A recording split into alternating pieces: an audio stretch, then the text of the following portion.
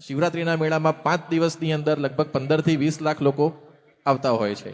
એટલે જે રેગ્યુલર આપણી જે રિક્વાયરમેન્ટ છે એના કરતાં 3 થી 4 ગણા લોકોનો ફૂટફોલ આ 5 દિવસ દરમિયાન રહેતો હોય છે. એટલે સ્વાભાવિક છે કે એની જે ડિમાન્ડ છે એ રિક્વાયરમેન્ટ પણ વધતી હોય.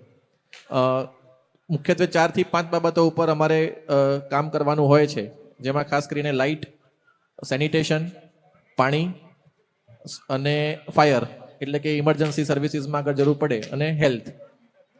તો લાઇટની વાત કરીએ તો આ વખતે અમને સહયોગ જે સરકાર તરફથી પણ મળ્યો છે. ગુજરાત પવિત્ર યાત્રાધામ વિકાસ બોર્ડ એના તરફથી જે મેઇન રૂટ છે એની ઉપર સુશોભનની કામગીરી આ વખતે કરવામાં આવી છે.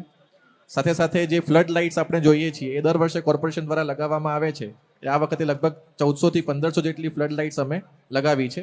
અને સિટી વિસ્તારમાં પણ આ વખતે જે એલઈડીની જે સ્ક્રીન્સ છે એ 20 થી વધારે એલઈડી સ્ક્રીન્સ આપણે આ વખતે લોકો અહીંયાનો જે લાઈવ કાર્યક્રમ માણી શકે તેના માટે લગાવી છે.